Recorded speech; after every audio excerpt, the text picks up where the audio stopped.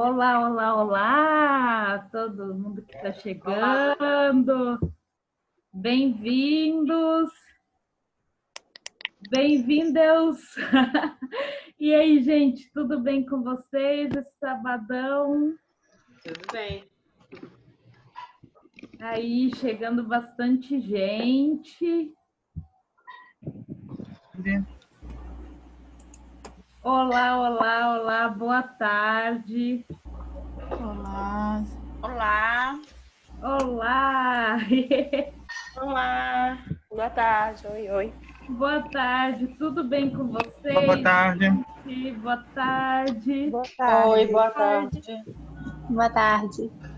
Gente, quanta gente, que legal! Tem um monte de gente que eu conheço, tem um monte de gente que eu não conheço. Prazer, gente, eu sou Laiana Oliveira, eu sou criadora do método Solfejo Sem Medo para cantores e eu fiz esse método justamente porque ninguém precisa ter medo de solfejo, gente. O solfejo é nosso material de trabalho. Exemplo, ó. Eu adoro fazer crochê. Aí que, ó, tô escrevendo solfejo sem medo aqui. Aí eu tenho aqui, ó, minha linha, minha agulha. O solfejo, cara, para o canto, é como se fosse a agulha. E a nossa voz alinha. Então, se eu fizesse isso aqui com os dedos, isso é muito mais difícil. Mas como eu tenho agulha, eu posso fazer mais fluido, né?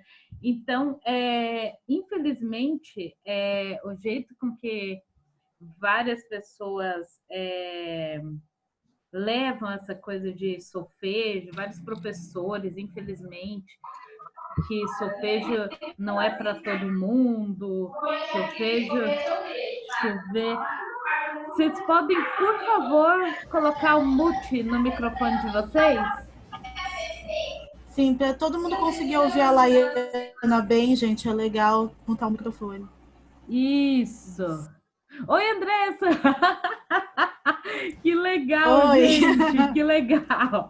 Então, enfim, eu vejo que muitas pessoas são, como que eu posso dizer, elas ficam, digamos, tristes, né? Porque se sentem tristes de não conseguir solfejar, mas, gente, não é culpa de vocês.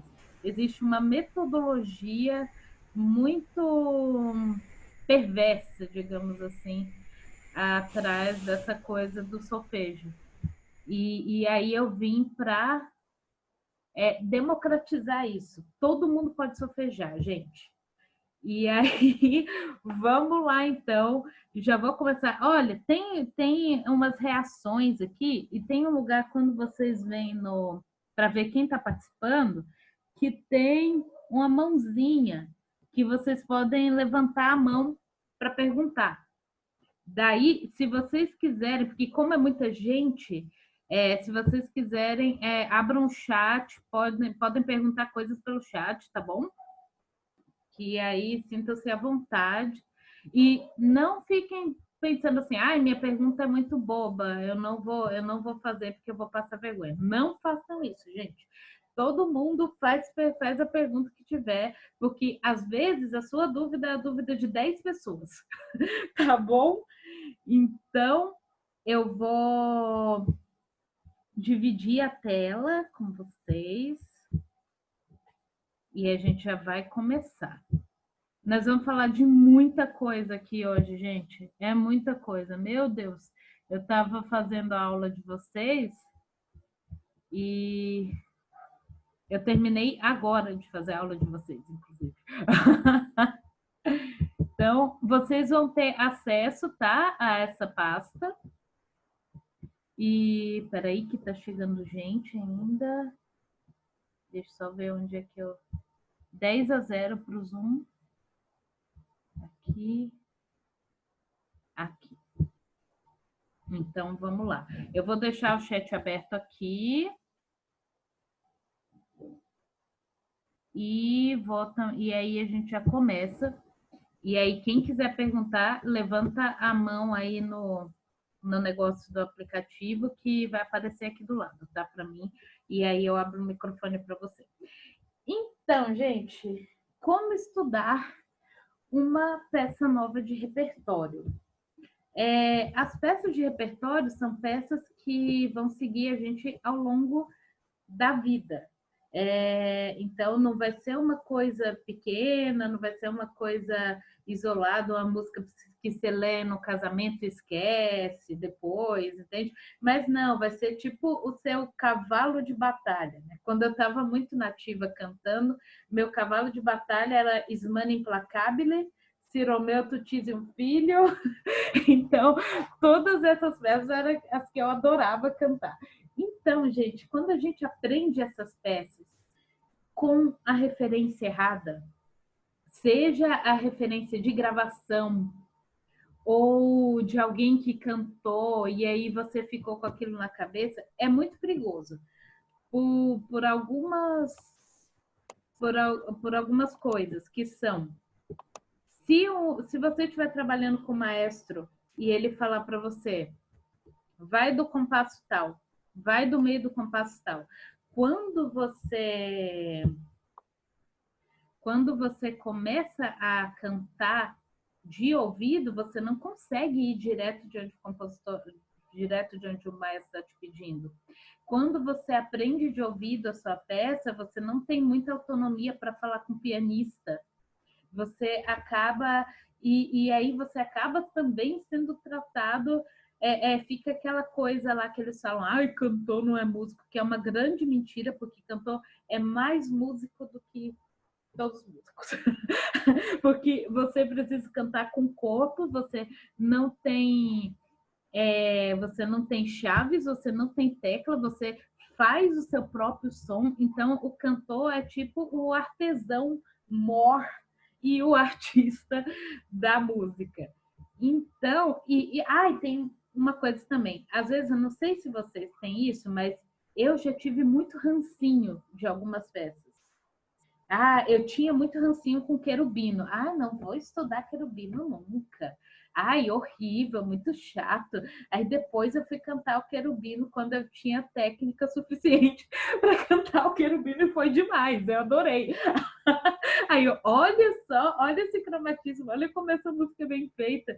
Então, gente, às vezes a gente fica com rancinho da música, mas a gente não está no momento dela. Então, e se vocês pensarem o percurso enorme que essas músicas passaram para chegar até a gente, é uma coisa muito louca. Então, essas músicas já passaram pelo crivo do tempo. Então, sei lá, a peça pode não ser legal para você agora, mas essa peça tem um grande valor. Pode ser harmônico, pode ser na melodia, pode ser em várias coisas. Enfim, daí eu elaborei um roteiro, gente, com coisas dentro da música e fora da música. Vocês vão ver que é grande, vocês vão ver que tem um monte de coisa, mas o super legal é que quanto mais vocês fazem esse tipo de estudo dirigido, mais vocês vão incorporando todos esses elementos à sua vida musical, e isso não vai ficando mais tão grande. Vocês vão ver que vai dar para associar compositores, tá? Eu estou estudando Schubert. Nossa, o Schubert é do mesmo tempo do Schumann, então tem umas coisas em comum. Nossa, o barroco, o Bach, ele tá meio na bolha, mas o Handel e o Vivaldi, eles dialogam muito. Olha só que coisa legal. Olha só a instrumentação, como é legal o estudo, entende? Vocês vão ver que cada época guarda coisas comuns entre os compositores que estão. Então, vocês vão aguçar os seus sentidos, tanto auditivos quanto históricos, colocar o conhecimento para funcionar. Eu sei que vocês têm muito conhecimento, eu sei que vocês sabem de muitas coisas, mas essas coisas, às vezes, elas ficam espalhadas. Então, o que a gente vai fazer agora é só dar nome aos bois, beleza? Isso é isso, aquilo é aquilo. Então, antes da partitura. Eu trouxe duas músicas para vocês. E as duas são do Bellini. Uma é essa, Almeno se non poss'io, e a outra é essa, talvez vocês já até cantaram essas peças, que é Malinconia. Eu sempre falo Malinconia, não sei porquê. Malinconia Ninfa Gentile. Então, beleza. Ó, quando a gente estuda canto lírico, por exemplo, muito da produção vai estar em barroco, clássico e romântico.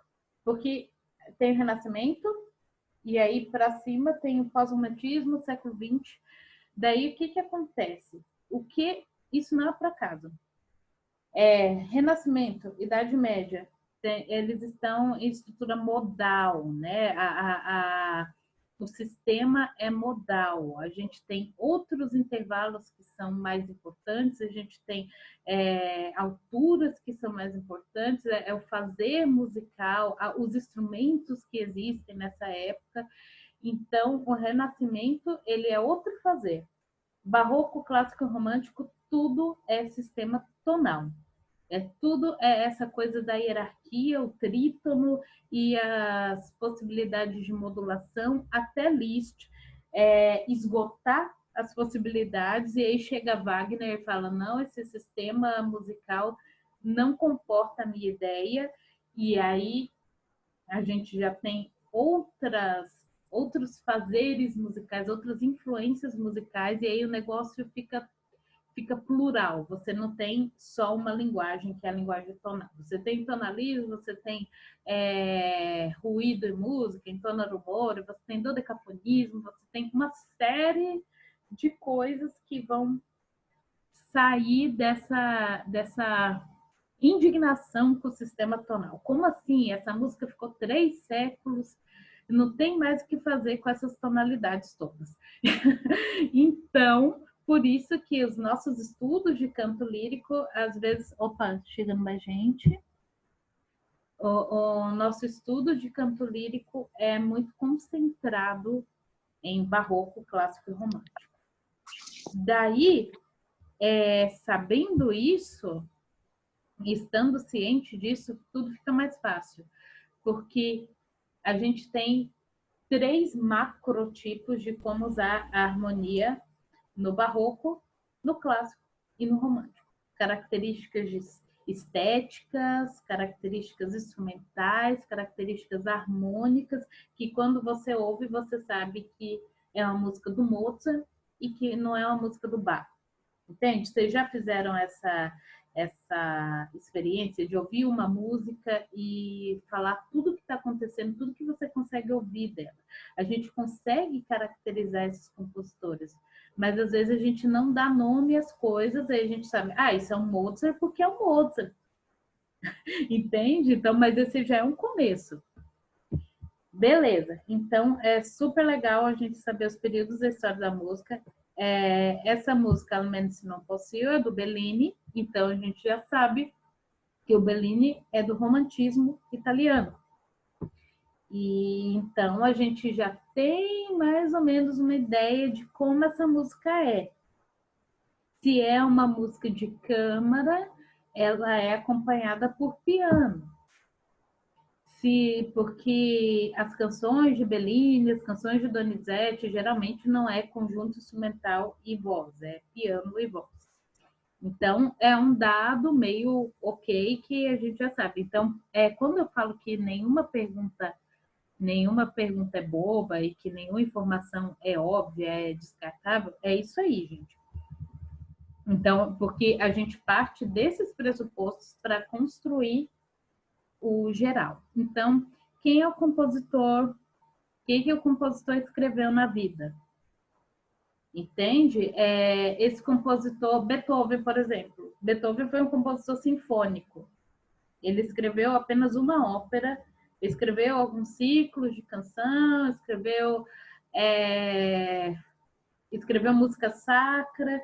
Então, talvez a linguagem do Beethoven é uma linguagem mais sinfônica, mais instrumental do que vocal.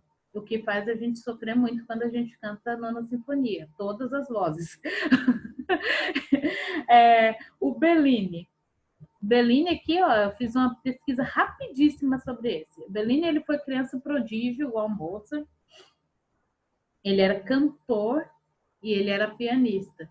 O Bellini era cantor, então ele entendia de técnica vocal, então ele entendia as conduções vocais. Daí, ó, essa é uma informação muito importante. Ele foi compositor de música sacra, de música de câmara, canções de câmara, que é o caso do que a gente vai estudar hoje, e ele foi grande expoente do estilo bel canto. Se eu perguntar para você o que é bel canto, você saberá falar o que é bel canto? O que é bel canto? É um estilo, é um estilo de composição, é um estilo de cantar, entende? Então, quando vocês têm essas informações frescas na cabeça, ajuda muito vocês montarem o panorama da sua obra, porque a sua peça, a sua interpretação não vem das notas que você canta, mas vem de tudo que você sabe sobre aquele universo. Todas essas informações você vai juntar e você sem notar, vou fazer isso, você vai estar trazendo o seu público para um pouco dessa época, um pouco desse compositor e também um pouco de você. Beleza. Daí, sobre a música que eu vou cantar. O que eu sei sobre a música que eu vou cantar? Então, eu fiz umas perguntas básicas aqui. Vocês podem montar as suas próprias músicas. Tipo, essa música é uma canção isolada? Essa música é de um ciclo? Que ciclo que é? Esse ciclo foi escrito por a letra do ciclo foi escrita por algum escritor muito importante? Ou o compositor foi o libretista? Entende? De onde que vem esse texto? Essa música pertence a uma ópera? Se ela pertence a uma ópera, gente, aí o buraco é mais embaixo, porque aí você tem que saber. Então, quem que é a personagem? E muitas vezes, quando a gente estuda uma área, não tem nada a ver você estudar uma área que você gosta se o papel não for para você. Mas você tem que estar ciente disso. Entende? Que você tem que conhecer quem canta essa área. Você tem que conhecer quem é o personagem. Quais são as outras áreas que esse personagem canta. Com quem que o personagem está interagindo. Exemplo, Vedrai Carino. Os professores dão muito essas músicas para quem está começando, só que Mozart é uma coisa dificílima, é difícil, é uma região muito pendurada, tanto para soprano, quanto para o tenor, quanto para o mezzo, para todo mundo. Eu não sei para barítono, o que os barítonos acham, se tem algum barítono aqui e quiser escrever seu relato sobre como é cantar Mozart, super bem-vindo. Mas, enfim... e aí a pessoa canta Vedrai Carino como se fosse era antiga. Mas aí você tem que saber com quem que ela está falando. Ela está sozinha pensando? Quem que é a Zerlina? O que ela está fazendo? Entende? Ela está jogando charme. Ou então ela está triste. Ou então ela está alegre. Isso que diferencia a sua interpretação. E mesmo que você seja iniciante, esteja no seu primeiro ano de canto, não é desculpa, porque se você continuar e aí daqui 10 anos você pegar essa música de novo, vai ser muito difícil você tirar suas impressões antigas de como você cantava para você colocar a impressão nova. Entende? Eu já aprendi várias músicas errado e para reaprender, eu acho que até hoje eu não reaprendi, porque é um negócio muito difícil. Então, você precisa dessa dedicação total na hora que você vai construir uma nova peça do seu repertório. Entende? Atenção total. O significado do texto é muito importante. Não sei se vocês já viram casamento, a noiva colocar Carmina Burana. Ou então, casamento, colocar o Amenô, né? Tipo, né?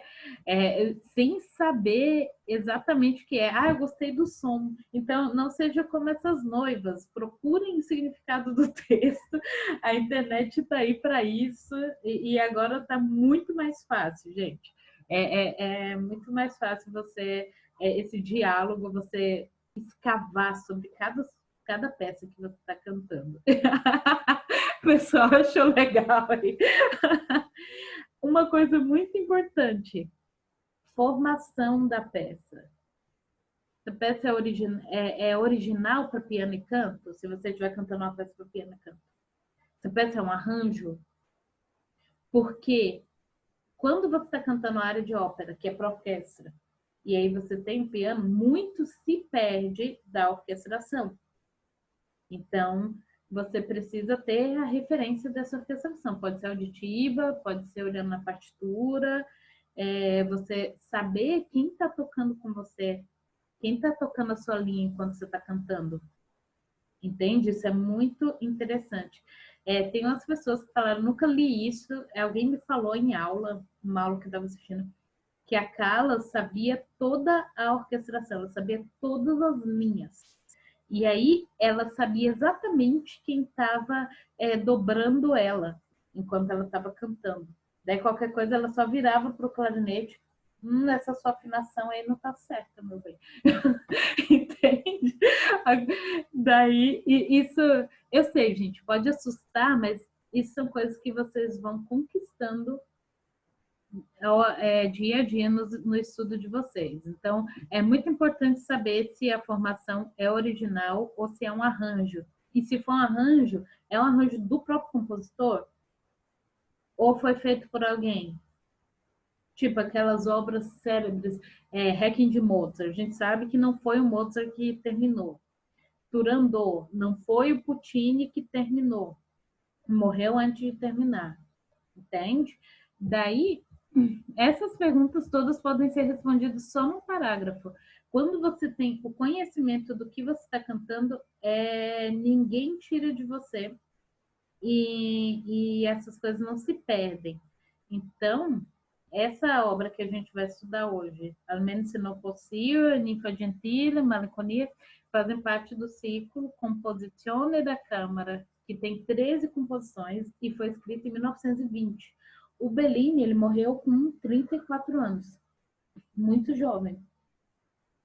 E essa peça ele fez na juventude dele. E vocês veem que ela não são peças facinhas, mas são peças muito intuitivas. É peça que vai ficar na sua cabeça. Então, e aí dentro dessas composições da Câmara tem 6 arietes, que são 6 áreas pequenas. Então tem Malinconia, Almeno se non possibile, tem Dolente Immagine, que muita gente conhece, tem Vagaluna, que muita gente conhece. Então todas essas são das 6 arietes, tá bom? Agora a gente chega na partitura. Vamos tirar, agora que a gente já sabe, já construiu o panorama de como o compositor compôs, de onde que veio essa peça, agora a gente vai associar isso com a partitura.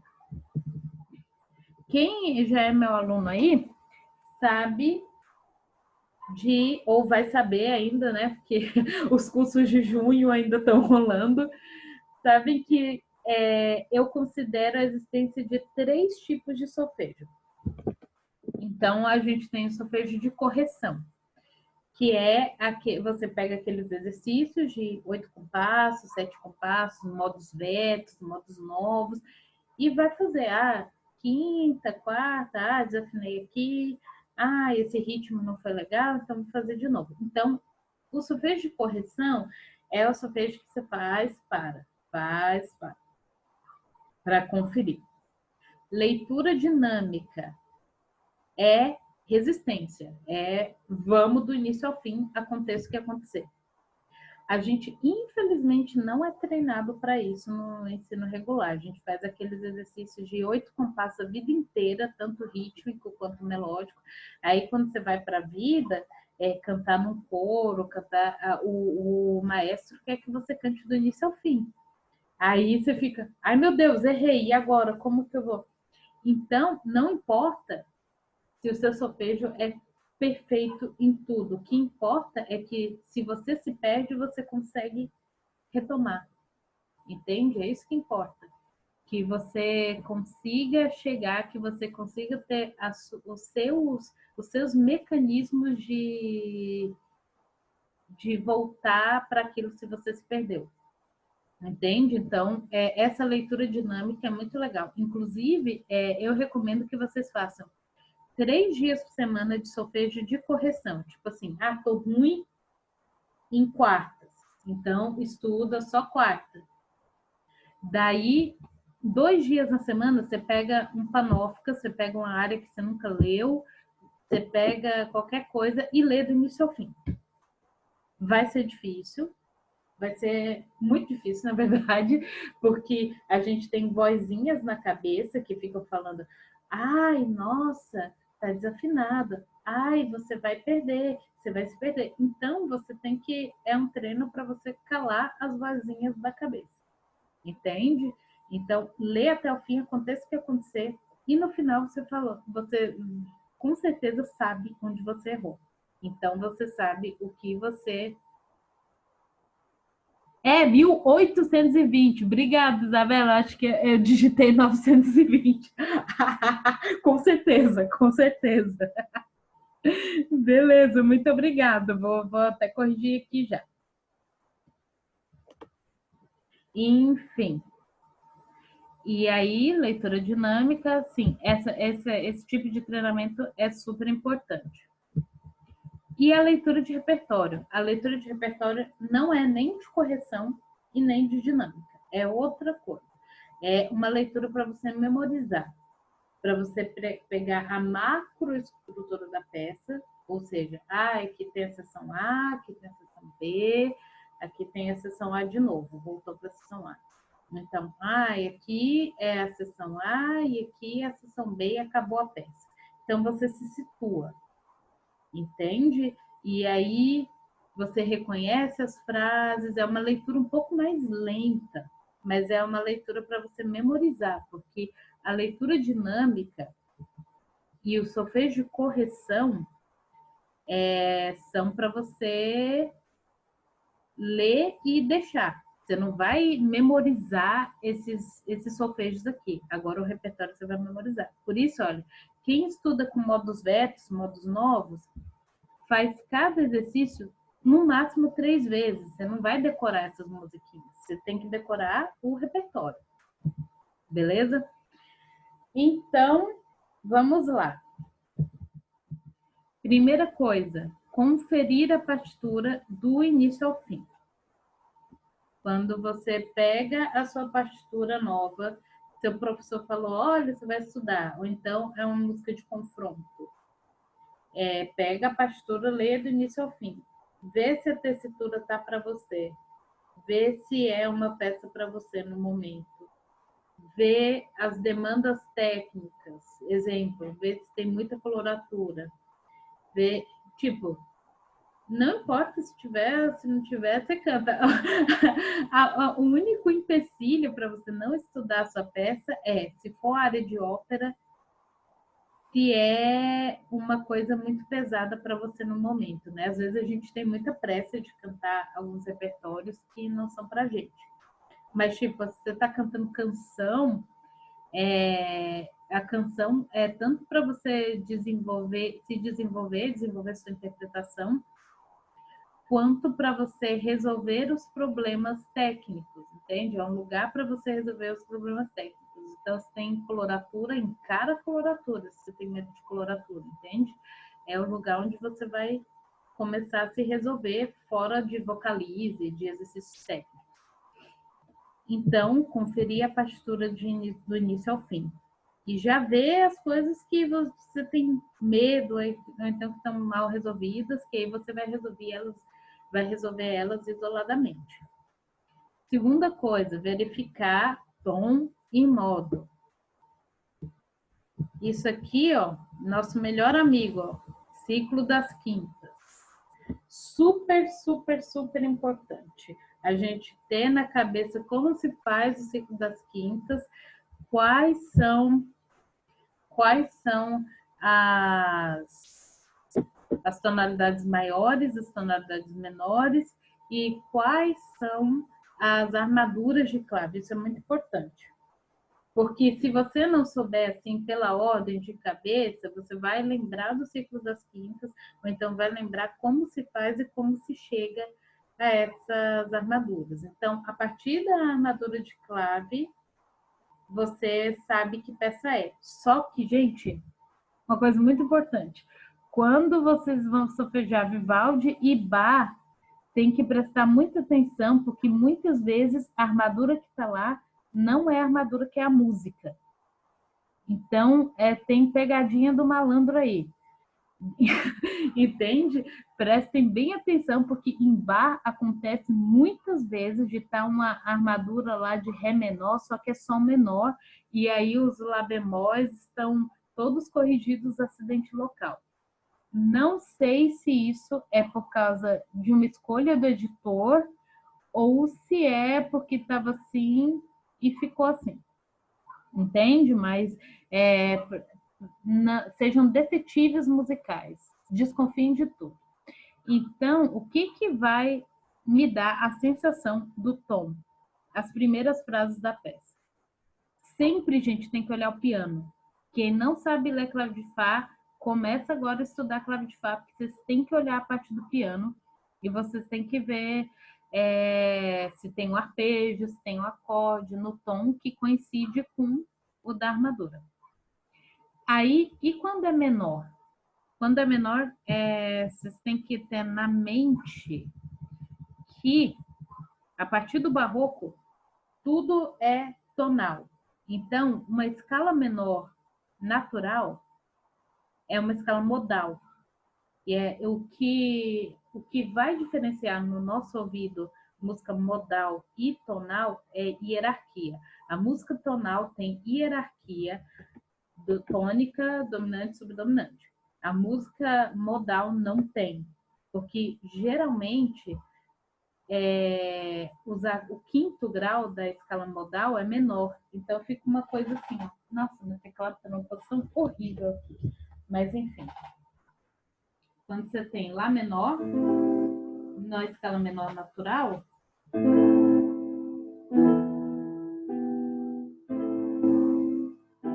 aquela música do Oclinho, tananana, é modal.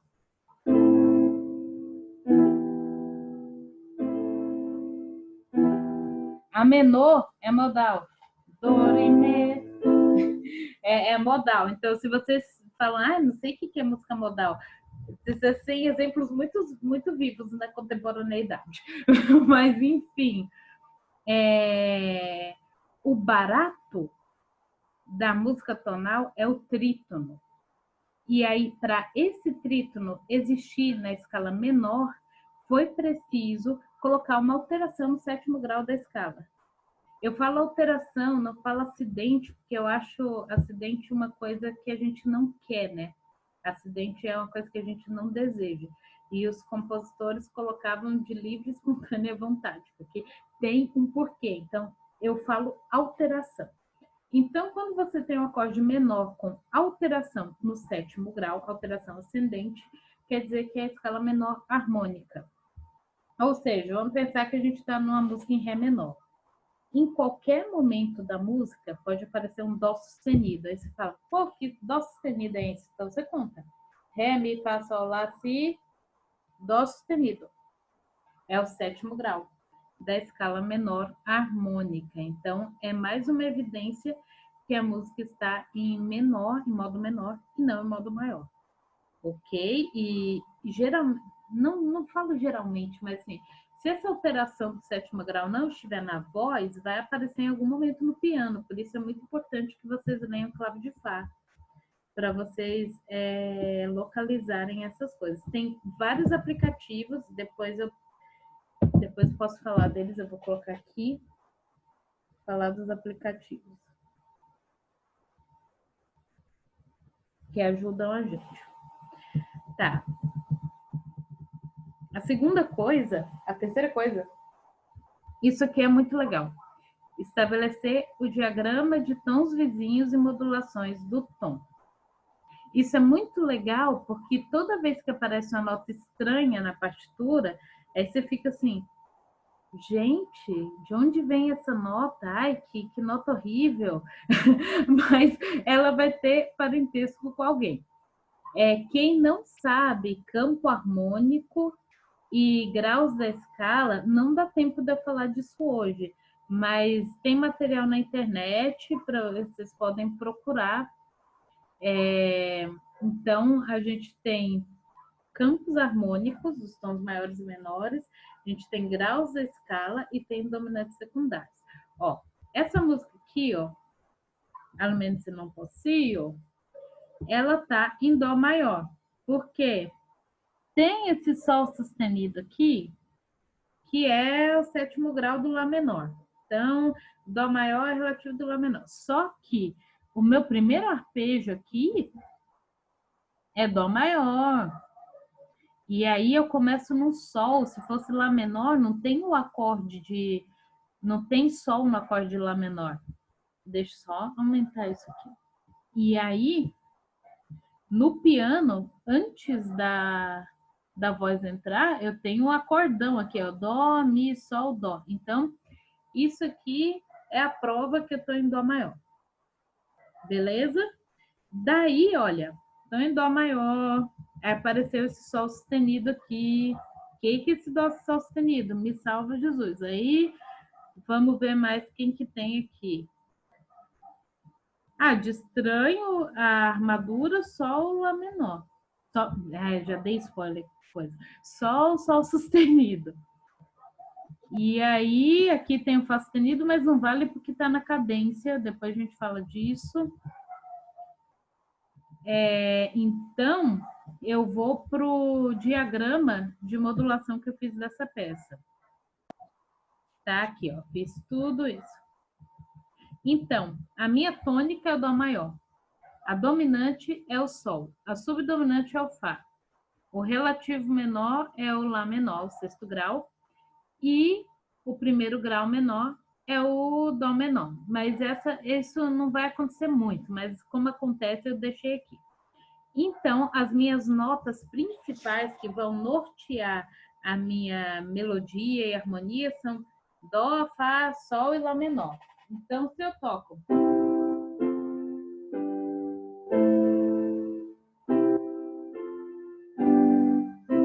Eu já estou no universo tonal do meu dó maior. Daí, existem as dominantes desses graus, porque eles conduzem para essas regiões tonais. Isso aí a gente chama de modulação passageira. Então, eu estou aqui no meu dó maior e tenho a dominante. Se eu quiser fazer uma modulação passageira para dominante, esse acorde aqui, que é o dominante da dominante, aparecerá para fazer esse caminho para o meu ouvido. Então, olha, eu estou no dó, fá, sol, dó. Aí eu quero modular rapidão. Através desse acorde aqui, esse dominante secundário, eu mudo para sol maior, porque eu tenho esse fá sustenido aqui, que ele é estranho à minha tonalidade de dó maior. Aí aqui, o lá menor, a gente tem que ver quem é o 5º grau dele, a dominante dele. Então, lá, si, dó, ré, mi maior. E aí, o sol sustenido é a nota estranha. Então, a gente chega aqui, ó, tem esse sol sustenido e ele já resolve no lá. E aí, se você for ver o arpejo aqui, é sol, dó, sol, mi, dó. Esse dó aqui tá meio estranho, mas é Bellini, né? A gente tem que respeitar o compositor, tipo...